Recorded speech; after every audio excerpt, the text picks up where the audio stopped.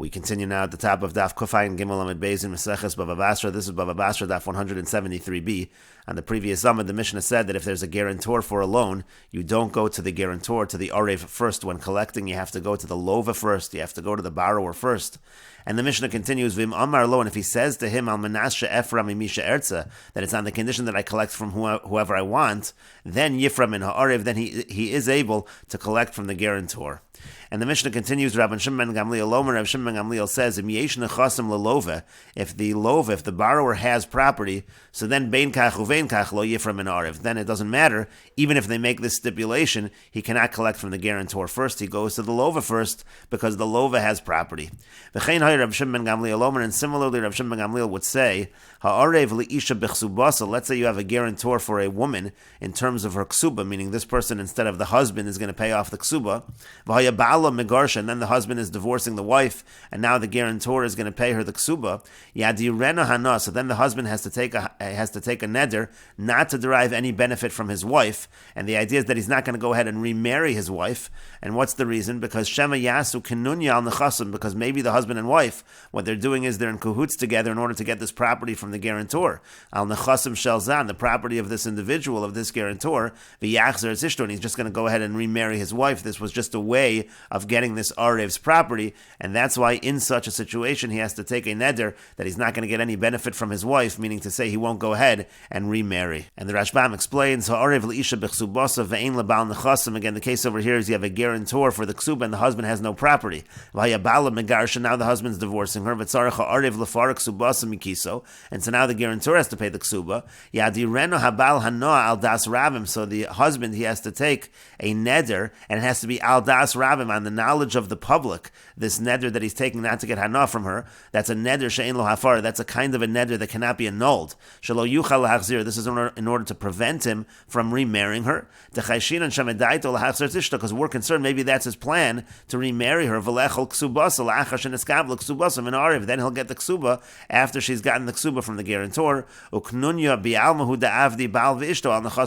Maybe this entire divorce was just the husband and the wife acting together. It was a conspiracy. They were acting in cahoots in order to get the property of the Arev. And the Gemara says, my time, what's the reason why the Mishnah says you cannot collect from the Arev? Right now, the Gemara understands you can't collect from the Arev at all, as we'll see in the Rashbam. Rabba Rav Yosef, the Amri Tarvayu, Rabba and Rav Yosef, they both say the reasoning of the Mishnah is that the person can say, Gavra ashlemteli, you gave me over a person, Gavra ashlimi lach, and I'm giving you that person. As the Rashbam explains, my time lo yifrim in a arev, what's the reason you can't collect from the guarantor? To kosal kadai dachashta, right now we think, lo yifra klal kamar masnis, and the Mishnah means that you can't collect it all from the arev. To lo mahani arvas ela lahachi, because right now we think that the concept of arvas works only for the following scenario. She'em meis lova o barach, let's say the borrower dies, let's say he runs away, if he's not present at all, that's what we think the Mishnah means. Az yifra min ha'arev, then you collect from the arev.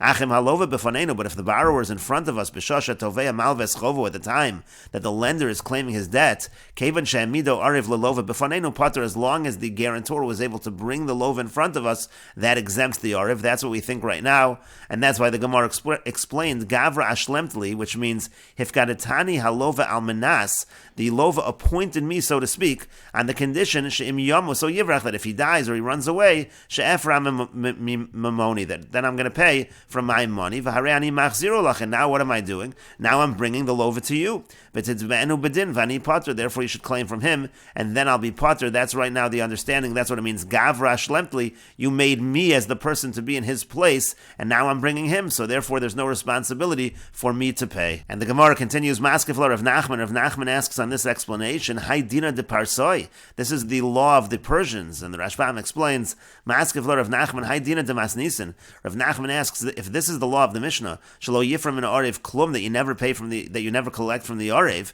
dina de parsoyu, so that's the law of the Persians. V'kasal kadai dechasha, right now we think, Dahachikamar, what he means to say is as follows, Sheminag parsim, lodin kain, this is the way of the Persians, they judge cases like this. Tiamarle gavra shlemtlach, they use this logic of gavra shlemtlach. But the Gemara continues, Adrab, on the contrary, what do you mean that this is the law of the Persians, that they don't go after the Arev? On the contrary, Basar Arva Azli, they actually do go after the Arev, even when the Lova does have property. That's what the Persians do. So what do you mean to say, Haidina de Parsoi?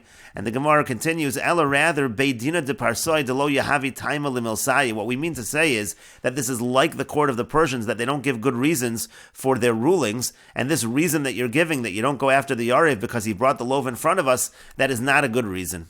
And so the Gemara continues, Ella rather, Amar of Nachman says, Milo Yifram in a Arev. What does it mean when the Mishnah says we don't collect from the Arev? What it actually means is, as we explained on the Mishnah, Lo Yitva Arev Techila, you don't collect from the Arev at first. First you have to go after the borrower, and then if the borrower does not have money, then you go after the Arev. And the Gemara continues, Tanya Nami Hachi, we have a brisa like this as well.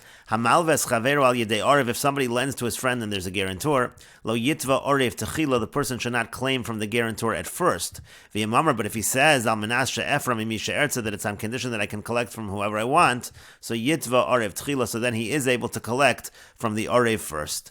And the Gemara continues, Amar Rav Huna says, Minayin la'arev de mishtabed. How do we know that an arev can obligate himself, that it's a binding obligation to pay this debt?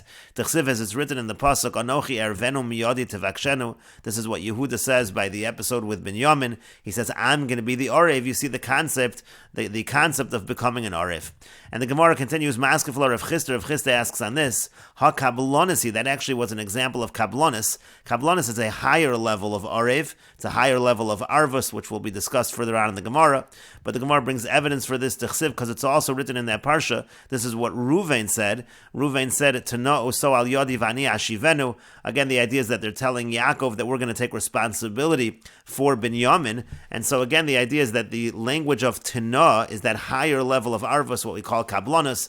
And so therefore that is not a proof to the concept of regular arvus. And so the Gemara continues, rather Rabbi Yitzchak says, Mehacha, from here, from the following pasuk, a pasuk in Mishlei has the concept of arvus, lekach bigdo ki or avzar, it says, take his garment, ki or avzar, because it's like a guarantor of the stranger, uva'ad nachriya chavleu, take as a pledge for the nachriya, for the foreign woman. So you see the concept of arvus in this pasuk. And the Gemara continues, v'yomer, and it also says, another pasuk in Mishlei, b'ni imarafta l'reyecha, it says, my son, if you're an arev, you're a guarantor for your friend, takata l'zar kapech, if you've shaken your hands for a stranger, nokashta bimrei ficha, you've been ensnared by the words of your mouth, nilkadeta bimrei picha, you've been captured by the words of your mouth, asei zo seifo, do the following, b'ni my son, v'inotzel, and then you'll be saved. Kibosa v'kafreyecha, since you've come into the hands of your neighbors, leichis rape surahav reyecha, you should humble yourself and you should gather your acquaintances. And the Gemara continues and explains the pasuk, in mamun yesh lo b'yadcha, if you owe him money,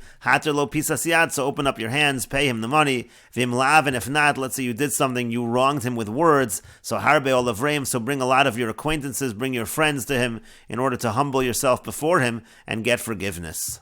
And the idea over here is that hater lo pisas yad, when you have to pay him back the money, the point is the person was an arev, the person was a guarantor, as it said in the pasuk b'ni marafta, and again that's the source for arvus. And the Gemara continues, Amar Amemar says, Arev de Mishtabid, the fact that an Arev is Mishtabid, the fact that there's a binding obligation upon the Arev to pay, is actually Machlokas Rav Yehuda and Rav Yossi. It's actually a Machlokas between Rav Yehuda and Rav Yossi. Rav Yossi Damar Asmachta Kanya. According to Rav Yossi, who says that an Asmachta is considered binding, and again an Asmachta is when a person says he's going to do something, assuming something happens, but he doesn't think that is going to happen. And that's what's going on by an Arev. An Arev thinks the Lov is really going to pay back. He doesn't think he'll have to pay. So it's a kinyan of an Asmachta, and Rabbi Yossi says an Asmachta is Kanya, that is binding. So Arev Mishtabit, so therefore the Arev is Mishtabit. There's a binding obligation upon him to pay if the Lov is not able to pay. Rabbi Yehuda do Amar Asmachta lo Kanya, but according to Rabbi Yehuda, who says that an Asmachta is not binding, so Arev lo Mishtabit, so there's no shibud on the Arev to pay, because again he undertook that obligation thinking really that it would never come to fruition. He thought that the Lova was going to pay back, and so therefore according to Rabbi Yehuda, that is not a binding obligation. But the Gemara continues, Amarle Ravashi li Ameimar, Ravashi said to Ameimar, how could that be? Hamaisim b'chol yom, we know that the practice today is the asmachta lo kanya, that an asmachta is not considered, it's not considered to be kona, it's not binding. And yet, v'yarev mishtabed, yet it's maisim b'chol yom, that there is a shibud by an arev. And so therefore, according to what you said, that would be contradictory, because the only way that arev is mishtabed is if asmachta is kanya. And so the Gemara continues, Elamar Ravashi, rather Ravashi says, Bahu anoah to come mehem in lay. lay. The reason why an Arif is mishtabit is because there's a certain benefit that the Arif gets, that this person trusts him to be an Arif, that this person trusts him to be a guarantor, and so through that, Gamru mishtabit nafshe, through that, he's actually fully mishabit himself, and that's why there's a binding obligation upon an Arif. And the Gemara continues at the two dots. The Mishnah said, V'imamar al minas she'efram imi she'ertza v'chulu. The Mishnah said that if the person says it's on the condition that I can collect from whoever I want, so then he's able to collect from the Arif even first. And the Gemara says, Amar Rava bar bar Chana, Amar Rabbi Yochanan. Rava bar bar Chana says that Rabbi Yochanan says, Lo shanu ela she'ein nechasim lelova. When we say that you can go to the Arif first to collect, that's only if there's no property for the borrower. It means to say real property like land. Aval yesh nechasim lelova. But if the borrower has real property, if he has land, so then even in that situation, even though he said Al minas she'efram mimi she'ertza lo yifram in Arif, he's not supposed to collect from the Arif first. It just means, let's say the lova does not have land, but maybe the lova might have money, but you can go to the Arif first. As long as the lova does not have land, according to Rabbi Yochanan, you can go to the Arif first in order to collect. But the Gemara continues, V'amidikatani seifa, but from the fact that it says at the end of the Mishnah, Rabban Shimon ben Gamliel Omer, it says, Rabban Shimon ben Gamliel says, Im yesh nechasim lelova, if the borrower has property, lo yifram in Arif, so then you don't collect from the guarantor. So that seems to be Rabban Shimon ben Gamliel's opinion, that it's dependent upon property for the lova.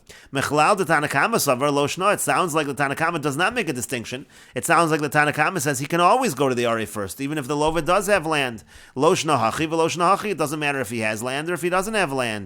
And the Gemara continues and answers, no, chisurei mechser avachi katani. There are actually words missing from the Mishnah, and we should expand the words in the Mishnah as follows. Hamalves chaveru al yedei arev lo yifram in arev. Again, if a person lends his friend through a guarantor, he shouldn't collect from the guarantor. Again, that means he shouldn't collect from the guarantor first. V'imamar al menas she'efram imi she'ertza. But if he says on the condition that I can collect from whoever I want, so yifram in arev, then he could collect from the guarantor first. And b'amed devarim amurim, when is this true? B'she'ein nechasim lelova. That's true if there's no property for the borrower. Aval yesh nechasim lelova. But if the borrower has property, if he has land, lo yifram in arev, so then you don't collect from the arev first.